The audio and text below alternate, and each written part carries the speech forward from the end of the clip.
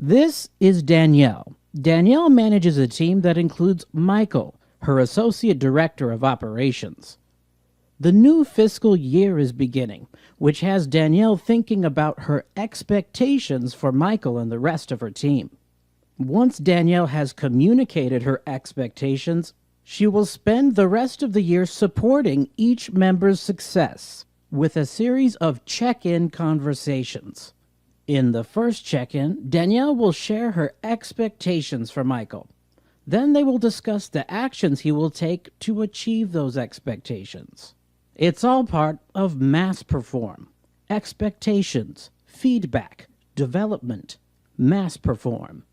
To conduct these check-ins successfully, Danielle needs to first prepare for the conversation, then conduct the conversation, and finally, debrief the conversation. Danielle is going to prepare for the check-in using a planning tool and several job aids from her Mass Perform training. Asking a couple of these questions will help the conversation be collaborative rather than one-sided. Let's look over Danielle's shoulder as she plans her check-in with Michael. Danielle wants her team focused on the right priorities during the busy year ahead, so she uses the goals section of her planner to write out her expectations. She remembers from her Mass Perform training that expectations are a high-level aim at the end results. This is followed by the current reality of the situation related to that expectation. This could include data, examples, and even the expectations her own manager has outlined for herself. Next, she writes down options as to how Michael can meet these expectations, as well as any potential obstacles. She wants this to be a collaborative discussion, so Danielle writes several questions that will invite Michael to share his ideas and concerns, as well as strategies for working through the obstacles. Next, Danielle has made a note to ask what she can do to set Michael up for success. Last, Danielle and Michael will work together to finalize the action plan that will deliver on Danielle's expectations.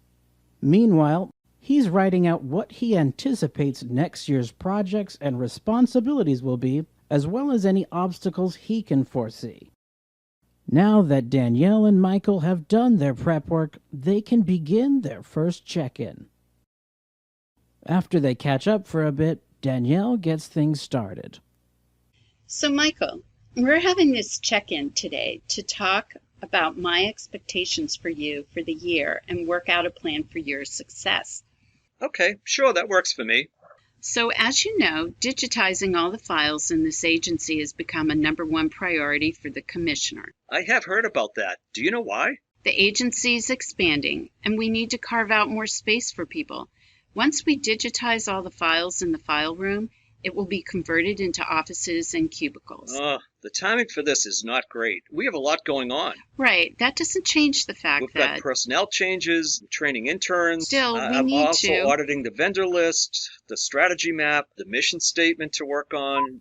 Uh-oh, this is harder than Danielle thought. She wants Michael to get on board with the project, but Michael seems distracted. What should she do? Which is another thing we've been bogged down with.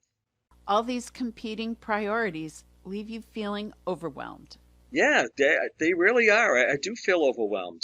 I just don't feel like I have the full story on all of them, which makes prioritizing very difficult. See how Danielle empathized with Michael? She detected an undercurrent of emotion in Michael's explanation, so she reflected Michael's feeling as well as the reason for it. Then she stopped and allowed Michael to respond. Empathizing is often the first step in problem solving. It generates the information needed to clarify the issue and move the conversation forward. In this case, Danielle now understands Michael's concern about lack of information. You know, I just need a little bit more regular communication from you as to what the priorities are. Not every day, but regularly. I can do that. How about we discuss priorities as part of our weekly one-on-one? That's a good idea. I like that.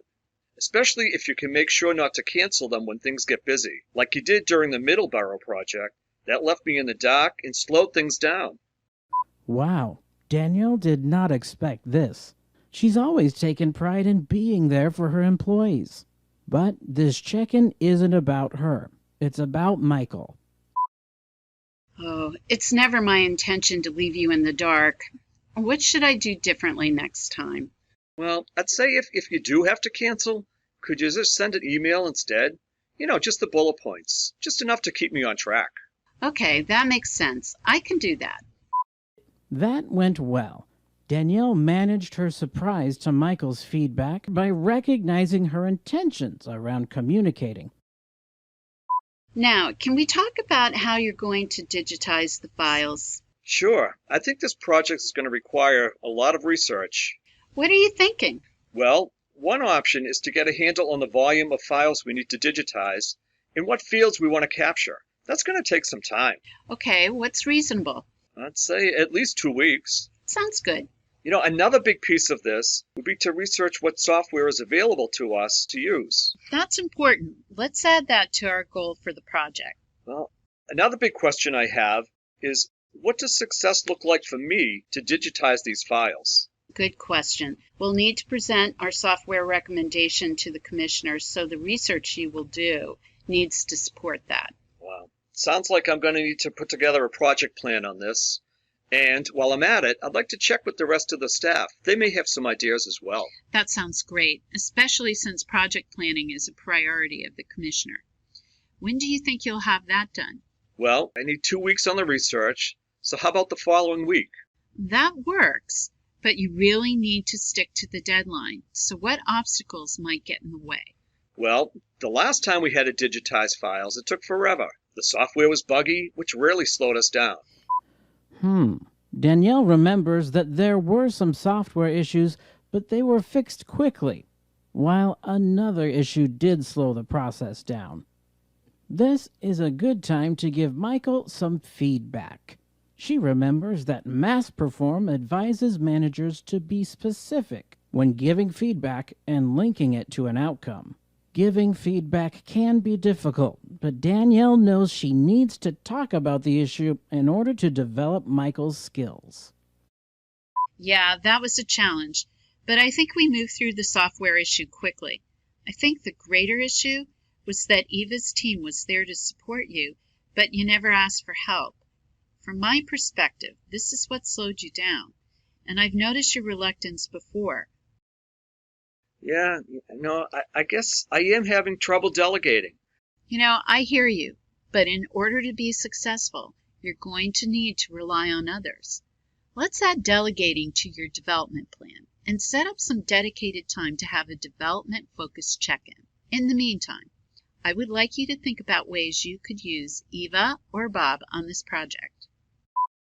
When asking about what obstacles were in the way of Michael performing this work successfully, Danielle made sure to ask until she heard a confident response.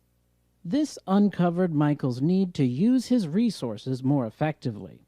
Developing this skill will not only help him achieve this year's expectations, but strengthen his performance in other areas of his work now and in the future. The last thing Danielle needs to do is make sure they have committed to the plan going forward.